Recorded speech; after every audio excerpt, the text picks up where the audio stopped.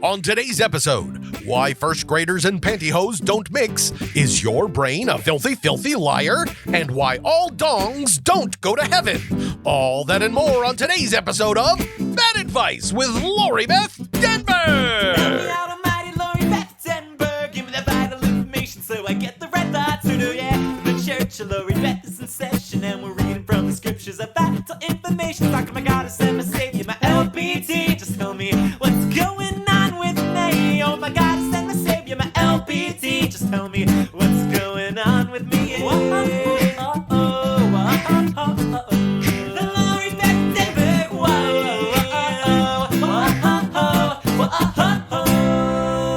Hello, everyone! Everyone in the world, even if you're not listening. My shrill voice is loud enough to reach even those who have not downloaded this. This is Lori Beth Denberg, and welcome to the Bad Advice Podcast. With me, as always, is Clark Crozer. Hello. Hello, Clark. How are you? I'm doing well. I am interested in your plans for this weekend because as we are, putting this out into the world, Father's Day is this upcoming weekend. This weekend. And you are, as far as we know, Lex's father. That's true. That's what we tell him. So do you have what are your plans? What do you got? What are you doing? I'm not sure. We really kind of blew our wad with the Disneyland trip, right? Like that was such a big day. And it wasn't just monetarily, it was just energy-wise. Like, we've got nothing left to give. So originally 2 years ago, obviously not last year because of the pandemic, but before that, 2 years ago, we had an amazing Father's Day at Knott's Berry Farm. Oh, wow. Yes, they have an amazing, breakfast buffet at that, chicken dinner place in the front. With wonderful Knott's Berry Farm jams. Yes. Excellent. It's amazing. Not that I think buffets live anymore, but still, there, we were thinking maybe we get a nice breakfast and then you go out and it's Knott's Berry Farm. So it's never super crowded. Yeah. Knott's Berry Farm is like the real redheaded stepchild of Disneyland. But you also have to think Magic Mountain, Six Flags over here in California is the bottom of the barrel. We got a pass to Six Flags Magic Mountain, Karen and I. With a free Coke can. Yeah, and we get free food. They're giving you anything to go to Magic Mountain. But then the worst part is every single person that works at Magic Mountain could care less about anyone at Magic Mountain. Oh. They don't care about people. They don't care about the rides. They are the most aloof theme park workers in the business. Oh my goodness. So at least the people at Knott's Berry Farm kind of like you or pretend that they like you. Fair enough. So it's a step above Magic Mountain. Did you ever go to, for listeners that have been paying attention, or for new people, which is why I'm even saying this, Clark worked at Universal Studios. That's right. One of the main things he did a bunch of shows and all this kind of stuff. Yeah. But you were a big part of, was it Universal Horror Nights? What was it called? Yeah, Halloween Horror Nights. Halloween Horror Nights, which I never went to with Clark's blessing because it's too scary and I really don't like. I went to a haunted house once when I was like a kid. Yeah. And I'm sure it was a shitty haunted house. I'm sure I had no business being in there with my great family saying, here's what we're doing. Right. And just someone jumped out at me and it was so upsetting. Yeah. And I don't like that. Well, not to mention at the time that I was doing Halloween Horror Nights, you were still deep into your fear of costume characters. Yes, correct. You just could not stand being around costume characters. And I'm like, well, this is a living nightmare. Everywhere around you, there's people in masks and fuzzy outfits. Clark was always really don't worry about it. Because I would always go see you in your plays, school, everything. Yeah, you were always very supportive. I'm sorry, I cannot do that. I'm really sorry. And you're like, it's okay. But they also do Not Scary Farm. So have you been there for that? And how does it compare? I love Not Scary Farm. So Not Scary Farm was the start of it. That's Not Scary Farm was the beginning of the Halloween events here in LA. It wasn't until I think the 80s that Universal started doing it. And then they had a tram was part of the Halloween Horror Nights in the original version. Okay. And that ended up running over somebody that was working there. Oh, that's not good. So many times that they thought it was part of the gore of the Halloween event. Jesus. It was really a horrible story. Very gruesome. Okay. But they stopped doing Halloween Horror Nights because of it, and they didn't pick it up until the mid-90s, which is when I showed up. Yeah.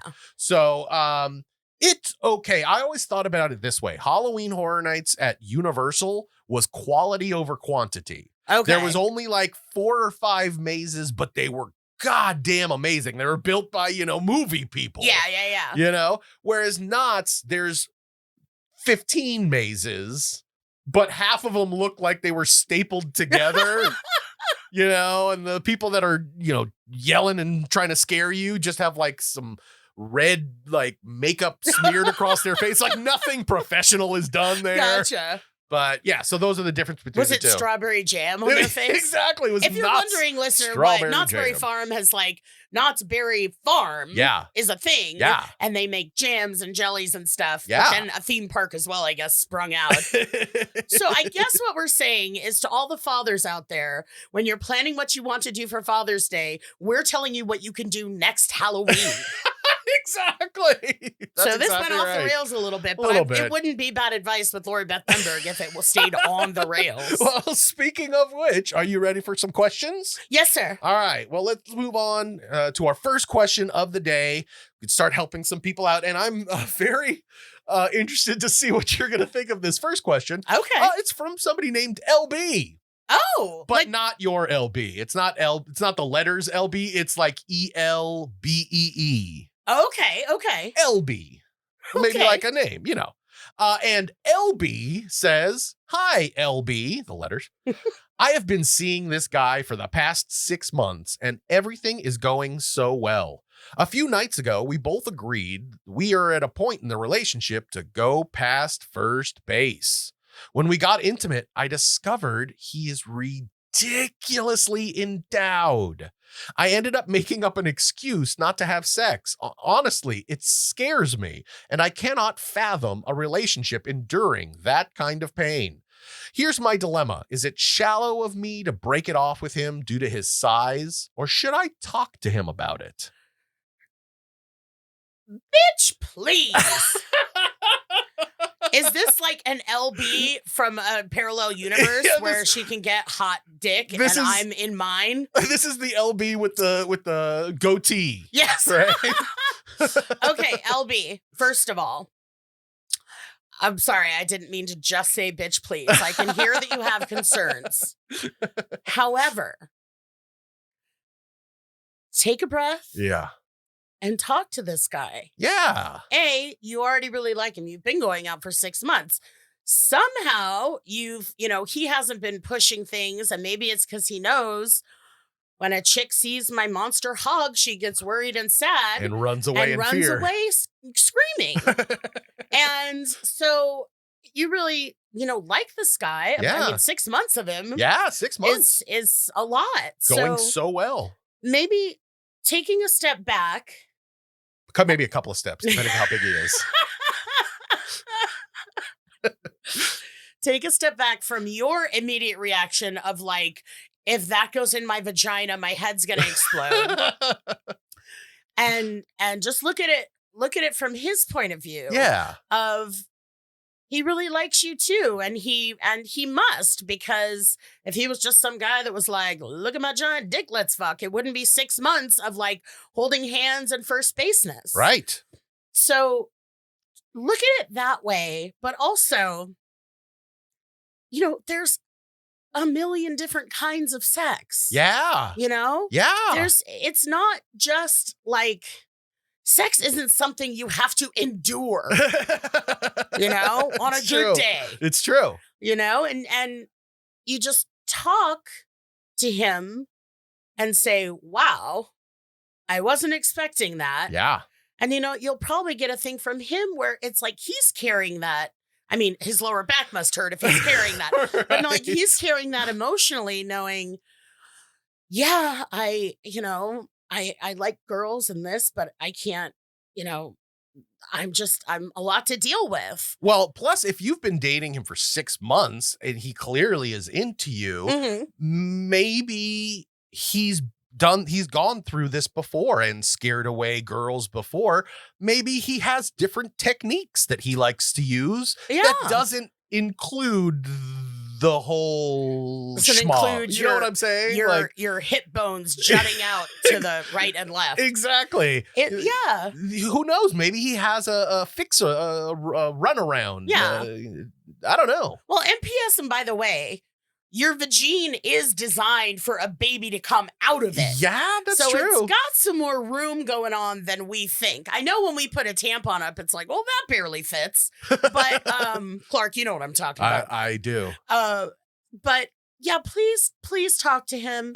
If for nothing else, then he, if you were like, oh, let's go to the next, oh my God, I have an early squash game. Yeah. I cannot look you in the eye because your penis is 10 feet long. What we don't know is that like 2 minutes later, he was out in his car screaming at his giant cock. Yeah. Thanks again, dickhead. Fine, dickhead. He's literally screaming at his dickhead. And then his sentient cock goes, hey man, I thought you'd be cool. If you really like this guy, LB, talk to him. Yes. Please talk to him, and talk to him not only about your fears, but which there's a lot of room to maneuver with that. What kind of sex? How? Do we use lube? Do we whatever? I mean, use lube, why not? Yeah. But also if he's someone you care about, he's going through this too on his end. Yeah, exactly. And, I'm kind of thinking of it like, well, no guy's going to like me because I'm fat, and he's like, I'll never, I won't be able to find someone because nobody can fathom my, giant whale cock. Yeah, my giant whale cock being like a good thing. I'm going to say right now, I think it could be a good thing. You know what I'm going to say? Saying. I'm going to say that Arnold Schwarzenegger did not come out of his mother's vagina bulked up. It takes time. You got to work at it. You got to stretch. You got to build some muscles. Maybe that's what you need. Maybe you can take this dude. You just got to work on it slowly, day after day, month after month. You can work your way up to it. And he has got to want to work with you, Exactly. which it kind of seems like you've got that going on after 6 months. 6 months with only getting to first base. This guy's got a patience. Now, last week we asked somebody who was worried about wearing their bikini of plus size women. Right. And I said, send me a picture. I would like to throw that out again. Right. Just to see, what does she mean? I want to know what I'm talking about. Exactly. So if you want to send a picture, hopefully the file will be small enough to be able to email. Maybe put your forearm in the picture just for you can tell the size difference, we need perspective. Put a gallon of milk next to it so we can really get perspective. Exactly. I don't think that this should be a deal breaker. No. I really don't. And seriously, I mean, I know it's just joking and being really crass and shitting on your emotional problems, but not really. I understand your emotion. I understand your fear, but I'm also, like I've said, really seeing it from his point of view. Yeah. If this is something he's having to deal with. And it's like, again, I can't, every time I like a girl and, what's he going to do about it? Exactly. And if, this is a problem he's had before, maybe he would be willing to wait another year for you to slowly work your way to the point. No, I don't think it'll be that bad. I think that it's just a matter of going slow and trusting each other and all that kind of eye-rolly shit that people say, which is absolutely true. That's right. Absolutely. LB, I hope that helps. No. The other LB? This LB. is going to be a nightmare. I hope that helps. Yes, please send Lori Beth pictures. Question number 2 is from Ryan. And Ryan says, hi, Lori Beth. I'm so thrilled to get to hear you again after you playing such a significant role in my childhood as an entertainer and role model. You inspired me in my youth to pursue things I would not have done, like acting in school plays and participating in variety shows. Memories I could have missed out on without seeing others I could relate to out there doing it. As for my question, I'm a person in long-term recovery. Having gotten sober relatively young, my experience has been one of relationships and education coming later in life. I am currently 12 years sober and have a long-term relationship with my partner, who I live with, and am actively pursuing a bachelor's degree in environmental planning and getting a master's in geology after to pursue my newly found career goals. Working with different advisors who are providing really good support and my relationship going really well, I find myself, as a recovery person, having the creeping thoughts of being an imposter cropping up very often recently. Like, who am I to think I could be a scientist? And nobody will hire you or take you seriously because you came from where you did. Things I've learned over the years to know to be false and have only the power I give to them. So my question, finally, is, do you ever find yourself feeling like an imposter at moments where you are feeling the most successful and on the right path? And how do you actively practice turning down the volume on the shitty committee in your head if those voices start to feel like they're affecting your progress? Thanks for taking the time to look at my question. I've always been a fan and I'm looking forward to the Million Hugs tour making its way to New York City, where I'm from. Much love, Ryan. Ryan. Wow.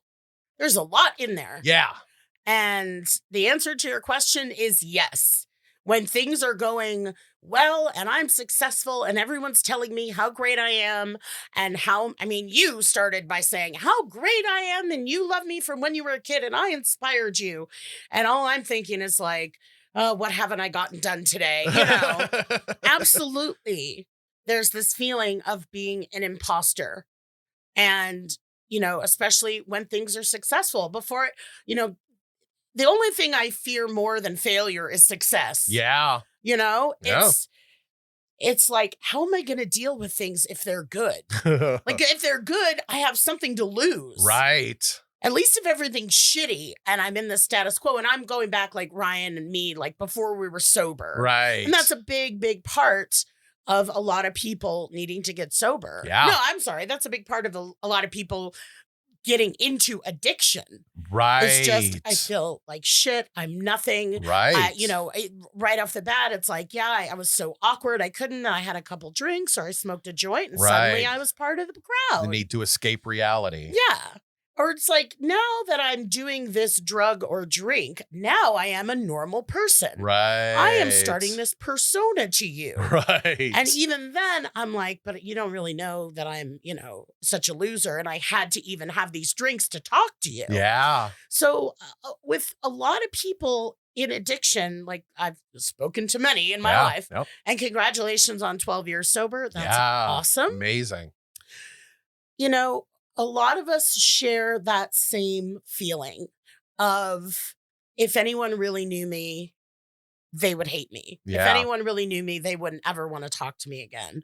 But I think what, you found, Ryan, because you even said in your question, like the shitty committee, they're not true. But the thing that I've learned I have to do is share things with my friends and with my support people and let them tell me what's true. Yeah. That's a whole thing about, being an alcoholic, drug addict, all that kind of stuff is that, I want the world to be a certain way. Yeah. And I'm going to use drugs and alcohol if it's not, so I can pretend it is. Yeah. It's totally. This whole fucking just denial of reality. Yeah. And, then what happens, as Ryan knows, but I'll tell you, Clark, since you're so clean living, you can drink and use and try to blot that out. And eventually it just doesn't work anymore. Yeah. Either it just doesn't work anymore or you're failing so horribly, like physically or whatever it is,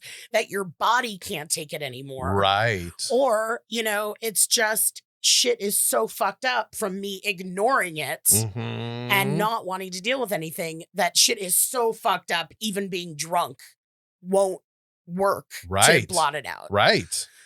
So, and that's like what I really hear, Ryan, in your question is like that feeling still going on. You know, all the shit in our head is still there. Yeah. Like all the reasons I drank and used and all that shit are still there. And Of now I have course. different tools and different support systems to deal with them. But I still lag behind the group, man. Mm. You know, I was with Clark outside at his house, and you know, my best friend called me to be like, have you done this? Like, you know, I have to turn my shit over to other people Yeah. because they can see me better than I can. Yeah. Yeah. And they can see what's going on better than I can. And they can just call me on my bullshit when I'm way over the edge. What I have trouble with is seeing progress in myself. Yeah. And that's a big thing that I'm hearing from you, Ryan, is like, how could I be a horrible drug addict, alcoholic, and now I'm going to be a scientist? Right. But you've done 12 years worth of shit in between then and now. Exactly. So it might help to trace your steps backwards. Yeah. It wasn't like you got sober and got your 30-day chip or whatever and were like, Harvard, here I come. You know, you obviously took a class here later in life. You said you know, went to education. And Yeah. later in life, you went education. That's my standard. Harvard was not calling me. You know, so maybe if you are feeling that way, like, honestly, I'm a big, like, hard copy, tactile person. Yeah. You know, make a timeline Yeah. of, you know, the last 12 years. Say, here's Yeah. my sobriety date. Here's the first class I took. Here's the first A I got. You know, track Right. your progress and the work you've done to get to the place where you're like, I'm going to be a fucking scientist now. Right. I don't think so. Yeah. Because you've put in the work. I mean, ideally, I hope you're not going to be like an evil, horrible scientist. But, you know, you have put in the work step for step, Yeah. year for year, Yeah. to get to the place where you're doing these bigger, more accomplished things. Yep. I understand feeling like a friggin' imposter. I feel it all the time. And I just think that I'm the last person to ask anything about me. Yeah. And listen, this is to you, Lori Beth, and to Ryan as well. Everyone is fucked up. Mm-hmm. Everyone is. There is no perfect human out there that doesn't screw up, that doesn't make mistakes, that doesn't have things in their history that they're embarrassed of, that they're ashamed of. You know, everyone has horrible things. It's not just you, you know, it is, you're not alone here. Mm-hmm. Don't think that you're the only person that has these feelings of inadequacy. Well, I'm pretty because- sure Ryan is worse than most. Maybe. And that's just because I identify with him so much. But I'm just saying, it might help when those voices are saying how horrible you are, to remember everyone's fucking horrible. Even Yeah. if you are horrible, who cares? Yeah. You got to where you are. You're a fucking scientist. Be proud of that. Right? You know? Represent. Yeah, seriously. All right. Well, if that's good, we're good. So hopefully, Ryan, that will help. And you can write us back and let us know how you're doing. But until then, let's move on. So we've got our third question of the day from a lovely lady named Jennifer. Okay. Jennifer has a very quick question. Are you ready for this? Okay. Here's the question. Any advice on how to teach a 9-year-old how to ride a bike? Oh, wow. Yeah, Jennifer, that was? that was Jennifer. Okay, Jennifer, I'm going to lay something out for you. Yeah. I don't have any advice because I do not know how to ride a bike. What? I do not know how to ride a bike. What? Really? I never learned. I don't know if this was a, you know, another component of my unsafe childhood with zero trust. And filled with horror. Yeah, but I never learned to ride a bike. And I tried to when I was, 23, 24 or something. I was working Wow. with a personal trainer. And I bought myself this really nice bike. Huh? I'm like, I want to learn to ride a bike. Yeah. And it's kind of true what they say, that like, you can learn as a kid because you're fearless. Right. And then me, I'm like, I'm going to fall down directly on my skull. This is going to be the rashiest road rash knee in history, and I never really got the hang of it. I never had that feeling of like, I'm just riding my bike. I was always trying to learn. Did you ever have adult training wheels? Oh, no. That would feel like the best way. Like that would have been my advice to Jennifer is try training wheels first. Interesting. Clark, where were you during my entire childhood? You were I was right there. living with your goddamn nice parents who loved you. Riding my bike. What a bad deal I had. Jesus. So yes, I guess training, but you know what's funny? Jennifer, we'll get back to you in a minute. At least I know she's not suffering emotionally with this one. Yeah, exactly. Because I really did think in hindsight, I go, if I could have ridden a bike and just gone out and ridden miles, I would have been able to get out of my house, which is a bad deal. Yeah. I would have been getting exercise. Who knows if that would have made a difference. Yeah. And so I really lamented that at some point that I never learned, but there's a lot of things I never learned because of, my whole life. Yeah. But yes, training wheels. Training definitely wheels would have helped. Well, and they might help Jennifer's kid. Absolutely. 9 years old. So you can ride a bike though, Clark? Oh, yeah. Yeah. I can ride a bike. You used to ride bikes to lunch when we worked together. Yeah. When we were at the advertising agency, there was my partner that I worked with the most, Ricardo. He wanted to, start working out. He was having another kid. I was like, okay, well, I'll work out with you. And I bought a bike and we started biking every day to the Rose Bowl. It was pretty awesome. But biking is hard, man. Oof.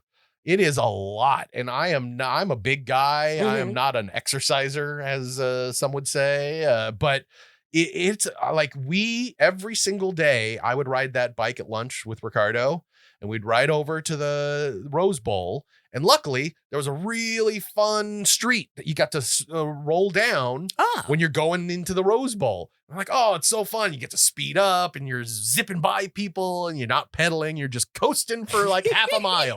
It was great. And then you go around the Rose Bowl once or twice. And then the worst part happens. Uh-oh. You have to go back up that goddamn hill. Oh, dear. And I swear to God, I'm a big guy. I am a strong guy. I can lift stuff and throw it in the back of it. Like, I'm a big, strong guy. Yeah. I could not pedal up that hill. Oh, man. I struggled so hard. I had to eventually just get off and walk my bike up the rest of the hill. Wow. Because it was just so hard on my legs.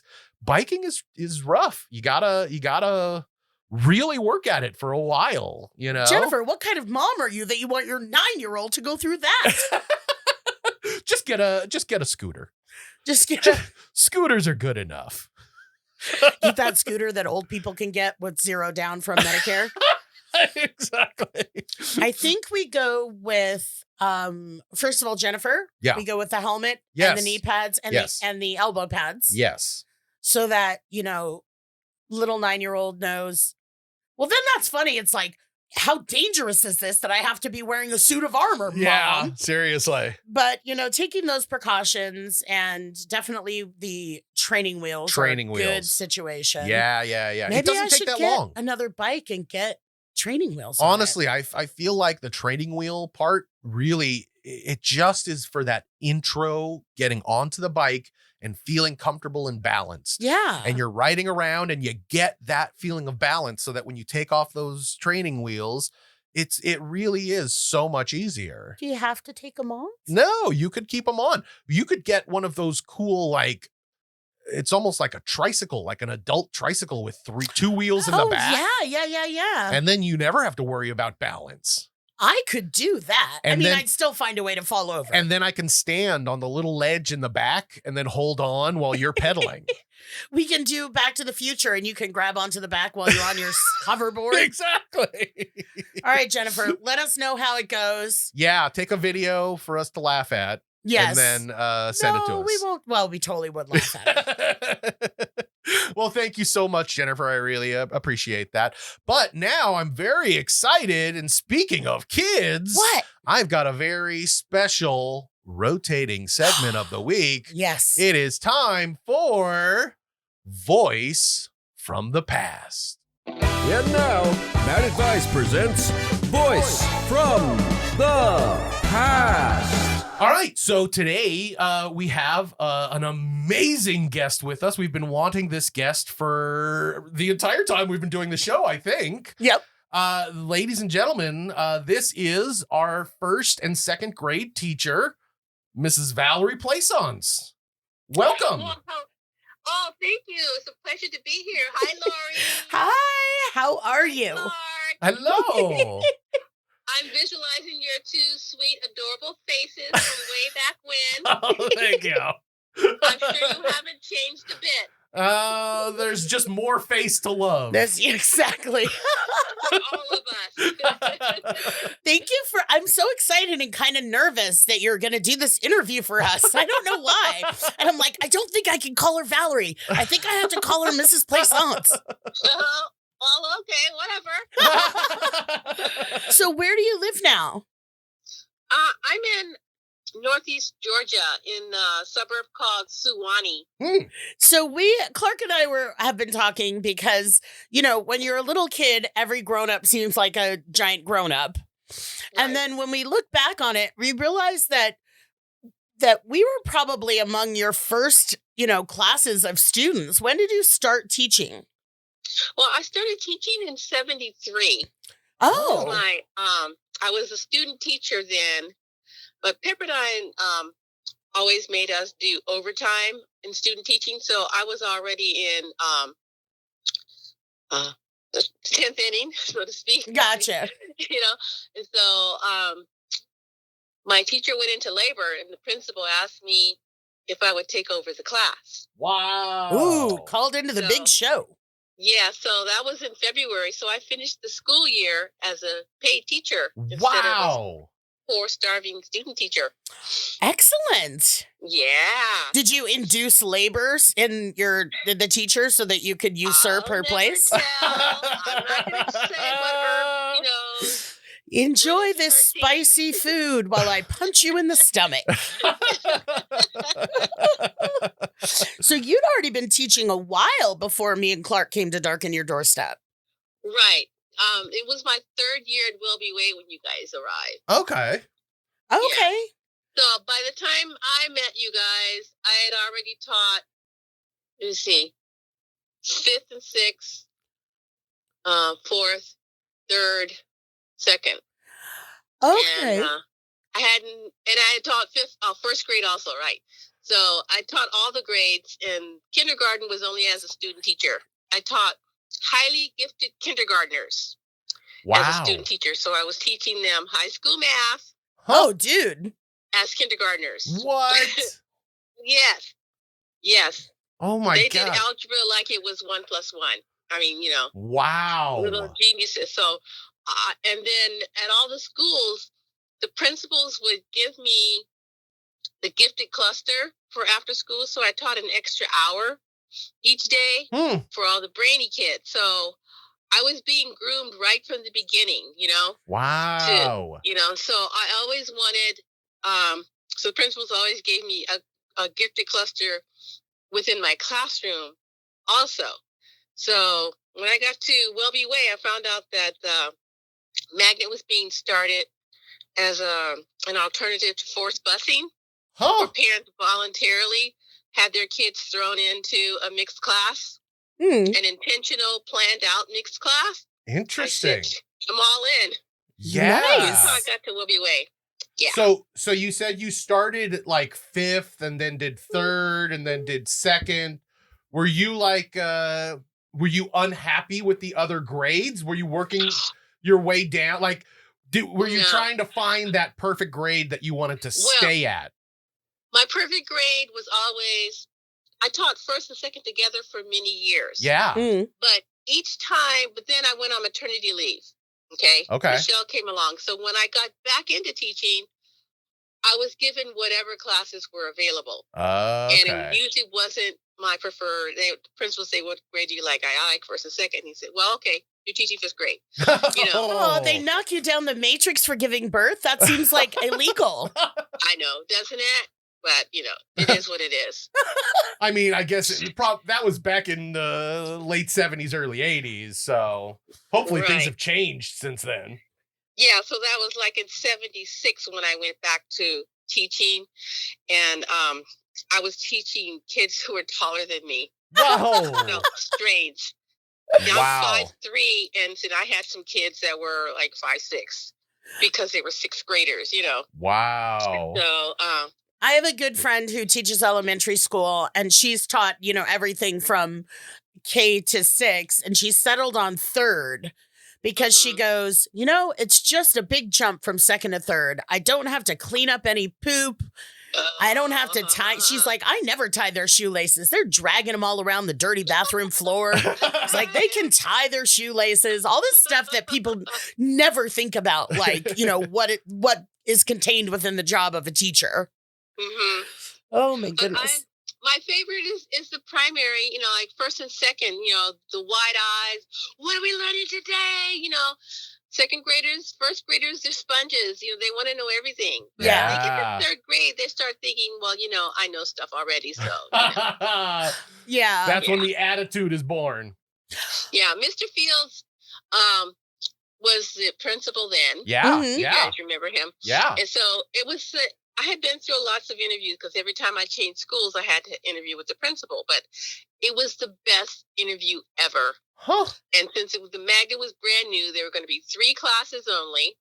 It was going to be a first and second teacher, a third, fourth teacher, and a fifth, sixth teacher. Oh. And he said, you're either going to be the 1-2 or the 5-6. And I said, well, I want to be the 1-2 teacher. Wow. He said, well, I can't promise you yet because the other teacher hasn't decided if she wants to be primary or upper. So he said, set up your classroom for both. So the south and west side were first and second, everything, bulletin boards. And then I had one wall on the west side was my fifth, sixth grade bulletin boards. And then the other wall, of course, was the windows, right? Yeah. So day before school, he still said, I'm not quite sure yet, but it's probably going to be first and second. Thinking, oh, please let me first and second. Kids Way to drag it out. I know. But Jeannie Marsden couldn't decide. So at the last minute, she said, I'll take the 5-6. Gotcha. Oh, Marsden. Marsden. Oh, Marsden. He said, the job is yours. I said, well, I have to warn you, I'm not a conventional teacher. I teach way outside the box. Yeah. He said, but your kids learn, right? Yes, he said, do whatever you want to do within your 4 walls. I trust you. He said, but you're going to need to change your wardrobe. I dressed like a hippie because I was, right? He says, you're going to need a tailored suit because you're going to be dealing with Philadelphia lawyer parents, and they're not going to, have faith in you looking like the way you do. What? How did you look? Were you just wearing like smeared animal blood on your face and tattered rags? Close. I wore gypsy skirts and sandals. I mean, But that's like the standard dress for a first grade teacher. Yeah, right? Right. Comfortable shoes. I wasn't gonna wear pantyhose and heels. Yeah. I can't do the hokey pokey like that. Right? Tell us some of the ways. Handball. Tell us some of the ways that you were an unconventional teacher. I don't know the difference. Clark doesn't know the difference because you were our first teacher. Yeah. So what are some of the ways that you were warning him I'm unconventional? Well, the desks were supposed to be all facing forward. Mm-hmm. Okay. We had our desks in clusters, and we would push the furniture away, and we would also sit on the floor. Yeah. Yep. Okay, that was unconventional, but you can do that if you're wearing sandals. You can sit on the floor with your kids. Yeah. And then I went out to recess and PE with the kids, and I played with the kids, and the other teachers, they couldn't because they're in pantyhose and heels. Right. And the male teachers were wearing dress shirts and ties in those days. Huh. So I didn't quite fit it. I was this weird lady, And sometimes parents who didn't know me would walk in and they would go straight to my aide, Miss Cook, who was older than me. Right. And she would say, no, that's the teacher. She's the teacher. Even at Mar Vista School, where I was before, they would walk into my aide, who was like grandmother age. They'd go up to her and she'd say, she's the teacher. Yes. And like, that's the teacher? Yes, she's the teacher. So wow. The parents had to learn to trust me and know that their little darlings were in good hands, and they were learning and having a great time at the same time. Well, I feel like as a parent now, my son's about to go into first grade in the fall, and I feel like when I'm sending him off to school, if he's coming home happy, then I'm happy with his teacher, right? Yeah. At this age, it's really about like, are you enjoying school? And I think I know my parents loved you because I was coming home every day being like, that was great. Yeah. You know, so my parents always loved you. Stains on his shirt sometimes, so you know he's having a lot of fun. Exactly. Right? That's what I remember for that whole concept of wearing a men's dress shirt backwards as a smock while you paint. Yes. That's so first grade, man. Did you have a crew? Was there like eventually like a group of people at Welby that you were like really tight with, that you would go to lunch with, or that you would hang out with outside of school? At first, no. Interesting. Because I was too much of an oddball. Wow. Interesting. And then like the next year, parents would request, like when we started having 2 first and second grade classes, or 3 of them later on, the parents who heard about the year before would tell the principal, I want my kid to be in Miss Plaissance's room. Yeah. Yeah. So there was some friction because the parents would say to, teacher XYZ, well, you're our second choice. We really wanted to be in. Oh no. That's bad form. Yeah. So that continued for many years, of people being upset because parents wanted their kids in room 10. Wow. So I started sharing some of my things with other teachers, saying, well, you can make your class exciting too, Yes, true. Miss Plaisance says, you don't have to suck quite this much. I have some ideas for you to be a halfway decent teacher. Did that make you made friends real quick after that? The principal kept telling me at faculty meetings, I want you to share an idea. He would say, do this, and they'd roll their eyes like, oh boy, here we go again, Teach outside the book. Get rid of your textbook. Yeah. Keep the basal readers in the closet, because I never used the basal readers. We always use literature. Huh? I would buy class sets of books, and that's how you read real books. Yeah, totally. Yeah, at one time a student asked me, Miss Plaisance, why do you always tell us to put our reading book on top of our desk every morning, and then at the end of the day we put it back in and we never open it? It's just in case the principal wants to know what the reading book is. You can look down and see what it is. That's awesome. It's to satisfy the surveillance, Timmy. Just don't make eye contact with the corner camera. I hated Dick and Jane and Janet and Mark and yeah. That rhyme. Oh, C's, Pasco. It's like, that's not reading.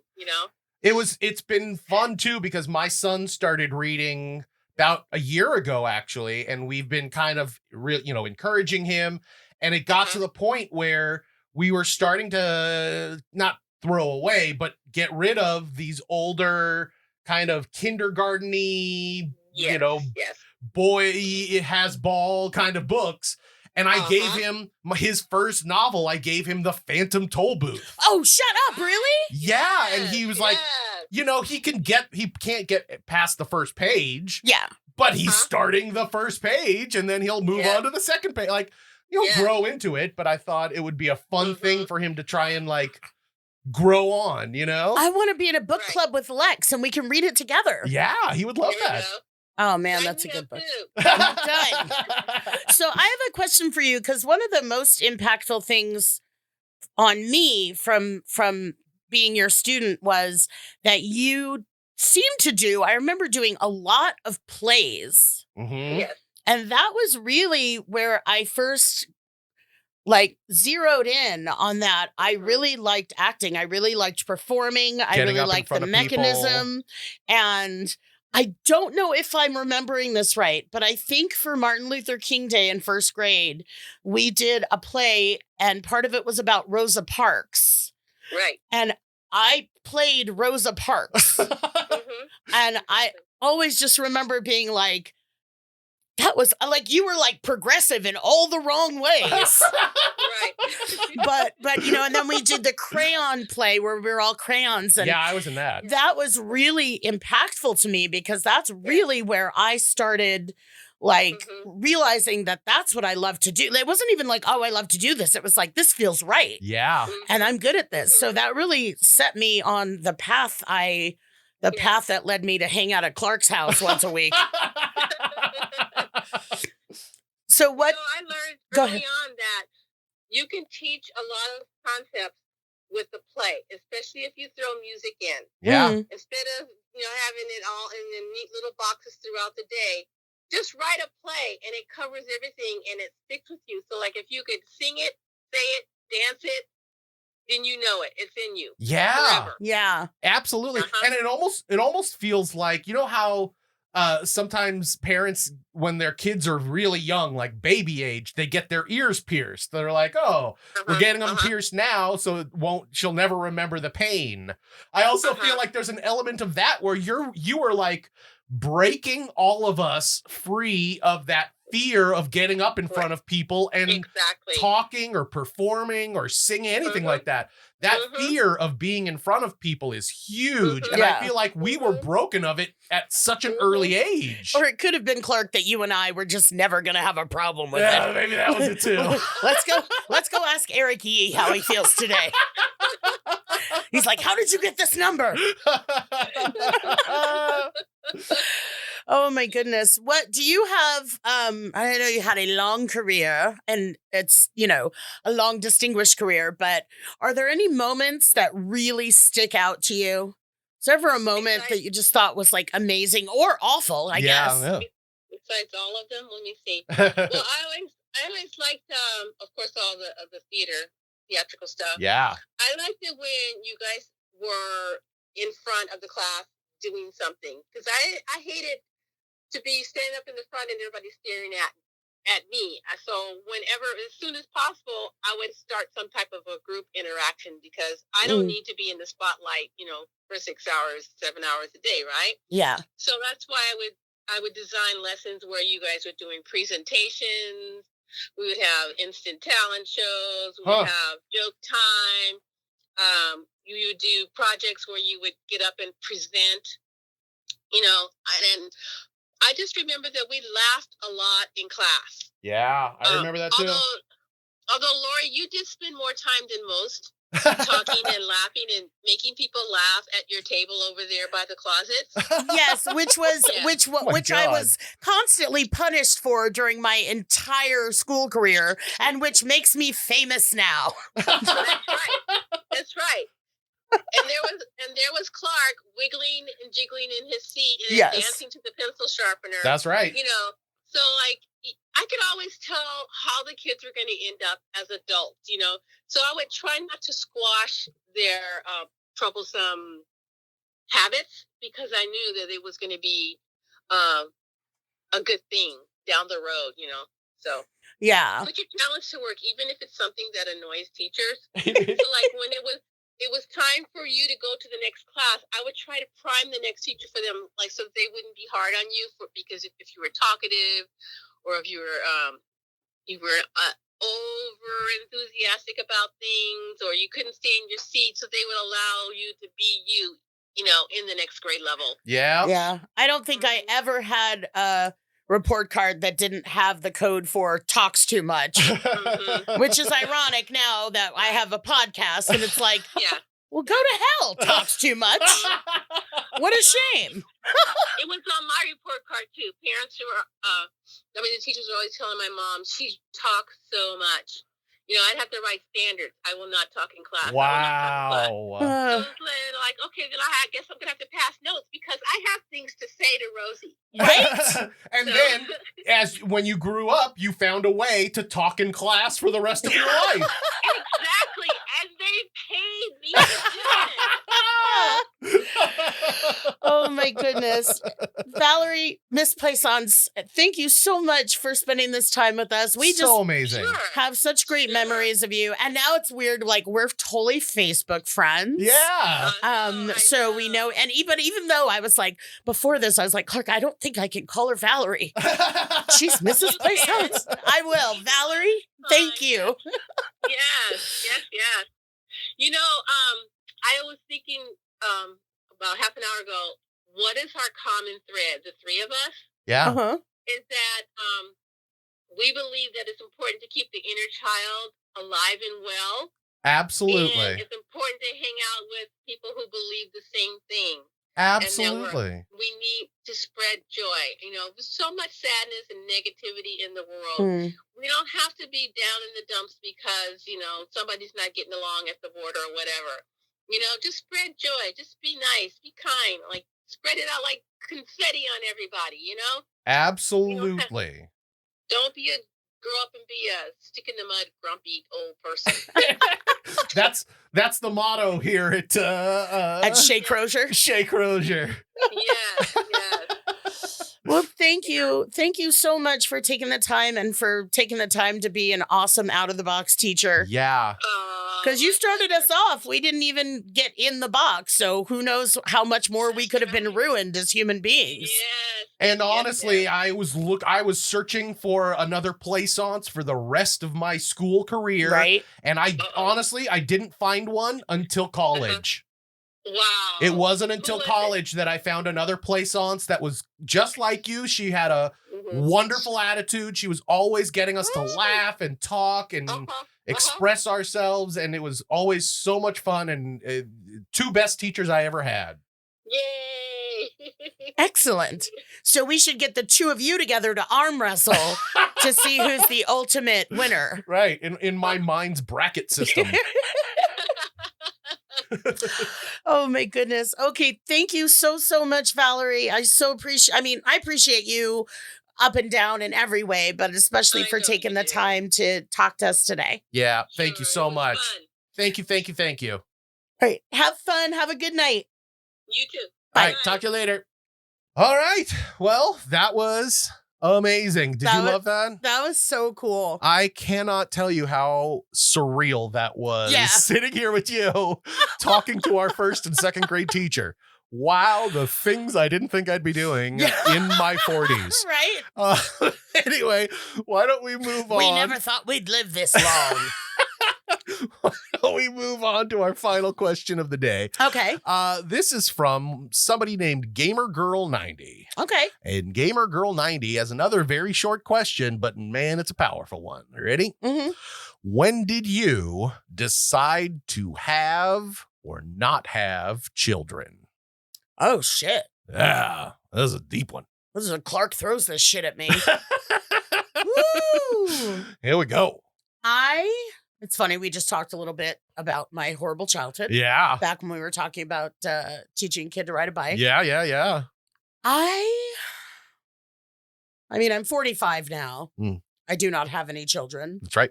I have never had any children. And I don't know that that's necessarily by choice or not. Mm. There's a lot of nuance to it. Back in the day when shit was really bad in my life, I did not think I would live past, 20. I did not know how I could sustain this. Yeah. And then I got on, I got on Nickelodeon. I started my acting career that I really loved, that I felt good about. And then it was like, okay, well, now I'm going to continue to live I'm dealing with my personal problems, and I'm, dealing with my weight issues and my food addiction. And then I'm dealing with my drug addiction, all this kind of stuff. Yeah. Where it's like, I have never felt as though I have my shit together. Right. You know? And part of me not having my shit together is never having chosen a good partner. Mm-hmm. Never having chosen a good, boyfriend or, relationship that I felt good or safe in or that was, true in any way. Right. So it just didn't happen. I never, was like, oops, I accidentally got pregnant. Right. And I think if wow, this is a wallop of a question. Yeah. And for a long time in the kind of all over the place, but back in the day, I was like, I don't want to have kids. I don't want to have kids. I don't trust that I'll be any different than my parents were. Interesting. Because I felt like that's so ingrained in me that instinct. You know how when people are actors and they're Australian or something but they're doing an American accent. Right. But when they get angry, that's when it comes out. Right. Which that wasn't an Australian accent. Right. But if you listen to actors that are putting on an American accent and they're angry in a scene, you hear a lot of times their native, accent come through. Pop through. Yeah. And I remember this one time when I was living at the drug den and there was a couple dogs running around. Yeah, like there always were. They had there was a scuffle. There was one that we were like, okay, keep your eye on him. And then there was just kind of this scuffle. And I remember I shouted his name. I don't remember his name, but in this shrill, awful voice. And I thought, that sounds like my mother yelling at me.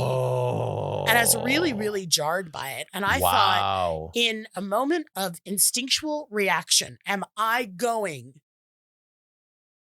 to act in the way that was acted upon me? Right. That was a very strange sentence, but I think you guys know what I mean. I get it. In my instinct, my animal instinct, and the whatever, am I going to be a compassionate person? Am I going to be able to, have dominion over myself? Right. Or am I just going to revert to what I grew up with? Right. And I remember really thinking at that moment when I was like yelling, and I wasn't like yelling at the dog, but it was like, there was a dog issue. I got in the middle of it. Right. But that came out of me. And I was so unsettled by that. Wow. That I really thought like, no, I shouldn't have kids. I can't trust myself to, why take the risk? Yeah. Yeah. And that's when I was in my 20s. Yeah. I was,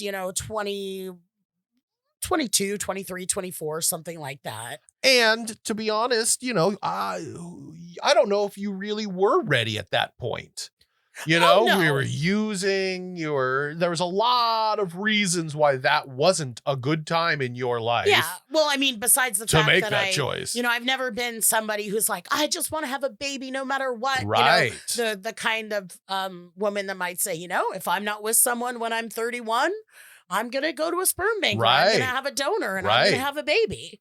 I've never been like that. I think I know what I've wanted is to start a family, to start roots of my own. Yes. Because, and as much as this is like lame, because of course I come from where I come from and there are family members of mine who are alive and kicking and whatever. But I always felt like if I could start a family, if I could put roots and change things, then that's what I would be interested in. Yeah. But it was kind of the whole package. And I just never, I haven't of the few relationships I've had. Yeah. None of them have been any good. No, but clearly one of them finally got you to realize what you really wanted, right? Because if you were in your 20s and you're yelling at a dog saying, well, I never want to be my mom. Yeah. So I clearly can't have a kid. Yeah. And you got to the point eventually where you're like, no, you know what? It's not that I'm so hungry for a kid, but I would really love a family. Yeah. I'd love to build and start a family. Then clearly, even if the guys that you were dating weren't right for you, which they clearly were not, they at least got you to change your mind about that and put you in a more reasonable headspace, like yes. where you're realizing that you're not baby crazy, certainly, but you wouldn't necessarily turn into your mom if you had a kid. Yeah, that well, you could handle it. A lot of the information has come, like we were just talking about with Ryan, getting sober. Yeah. And getting sober and finding some tools to live my life by. Yeah. And I am now, and this is from other people, like I help people all the time. I am compassionate. I am calm. Yeah. I am looking at things from your point of view. I am looking to keep things copacetic. Yeah. You know? And I don't mean like, oh, not, I don't want to ruffle feathers. I don't mean that. And the amount that I'm able to do for other people that people say, God, thank you so much for helping me with this, or whatever it is. Mm-hmm. Or like, I'm so impressed how you did that project, blah, blah, blah. Right. Then that kind of said to me like, yeah, this is how I am. Right. This is how I am. It takes work. Yeah. And it takes patience, but so does being a fucking parent. That's if you don't want to be the worst. That's absolutely right. Or if you're doing the best you can and you just happen to be the worst. I know. But we throw that in. This is going to get like a hate letter from like abusive parents of America. The weirdest super PAC ever. So, but then I also have friends, who don't have kids. Yeah. And especially this one couple I know, who just were so generous and did so much for so many other people. And it's like, they don't have kids. Yeah. They, that energy went somewhere else. Right. That time, love and care. All of that stuff, that people normally put into their family. And that's the most important thing. Yeah. They're giving out to the world. Yeah. And it's like, which is that my thing awesome. too? And I also don't mean like they're going to Zimbabwe to look for landmines and feed, starving cats. Right. They're also not running into random Chipotles and being like, I'm buying everyone burritos. Yeah, exactly. It's just being these, generous, wonderful people that have kind resources. To their friends, Yeah, and they have the resources, and not just monetary, but like time-wise, compassion-wise, all that kind of stuff. I used to say like their life has low overhead. Yeah. Yeah, that's very true. Yeah. And maybe that's me too. I haven't decided to not have kids. Yeah. I'm 45. I don't know if that is even a possibility. And yes, I know, don't write in. I know you can have in vitro till 49 and I could adopt 10 babies tomorrow. Yeah. And all of that stuff. But the question was like specifically about when did you decide to have or not have kids? Yeah. And I didn't. I mean, I went through all of these different kind of stages and thought processes that we've just talked about. But you would have been comfortable with that idea, I think, for a while now. If it did ever come up, if you did find the right guy, I think you would have been comfortable having a kid, and it might have scared the shit out of you when you were pregnant. Yeah. But I think we could have calmed you, especially your friends that do have kids could have easily calmed you down. And the whole point is to be better than your parents. So I'm not ruling things out. Yeah. But I'm 45 and there's no dick in me right now. So, although I don't know, we're getting hopefully going to get some pictures from the other LB out there. Was that a heartfelt way to wrap up my tender story of my entire life? I don't know. I didn't make a choice at any point. Yeah. I've just been kind of doing the best I can. And here I am today. Yeah. No, that's, the most honest answer that you could give. And even though it's not like Gamer Girl had a second part to this question, like, because I'm thinking about blah, blah, blah. She just wants to know when you decided to have or not have it. So honestly, I feel like your response is probably what most people's response is. If it comes, I think I'll be ready for it, but it's not like you're pulling your hair out trying to get it to happen or make it happen when it's not natural. Yeah. So I think that's wonderful. But hopefully you did too, Gamer Girl. I hope you all had a great time. That was it. That was our it? final question, so we can wrap things up here. If you guys out there have a question or a decision that's weighing heavily on you, please send it to us and let LB ease your burden. We really do love all the questions you guys send us. If you got a good one, send it to us at AskLoriBeth.com. You can go follow us on all the socials at AskLoriBeth, or just leave us a message with your name and where you're from at 1-855-336-2374. That's 1-855-DENBERG or 1-855-Denberg. And you can find me at LB Denberg on Instagram, at Lori Beth Denberg on Twitter. And there is a Lori Beth Denberg fan page on Facebook. That's right. You do have a few more days to get in a Father's Day shout out to That's your right. father for his day. Last minute. You can book me for that at cameo.com/LoriBeth. Or Flag Day. Flag Day's around here too. I do get a lot of Flag Day requests. Yeah, just throwing that out there. So, I really appreciate you guys. I'm kind of bummed out now, man. Oh, sorry. Gamer girl. I almost said, gamer girl, you got to take me out for a drink. And then I'm like, I'm sober. God damn it. Is there no relief for my life? I appreciate that question. Yeah. And it makes me think Clark loves to wallop me with weird shit out of nowhere. You're so good, man. I've got some good ones right in the back pocket too. Exactly. But I want to wish Clark Oh, yes. a happy Father's Day. Oh, thank you. And happy Father's Day to all the fathers out there. Absolutely. And thanks for stopping by. Talk to you guys next week. Bye, Bubs. That Advice stars Lori Beth Denberg and Clark Crozer. The show is produced by me, Jeremy Balon, and part of the Seltzer Kings network. Our theme song is written and performed by Natty Ward. If you or someone you love is in need of some bad advice, you can submit your own question on our socials, all of which are Ask Lori Beth, or on our website at AskLoriBeth.com, or for a nostalgic twist, you can call 1-855-DENBERG. That's right, 1-855-336-2374, and leave your question there. Thanks for listening.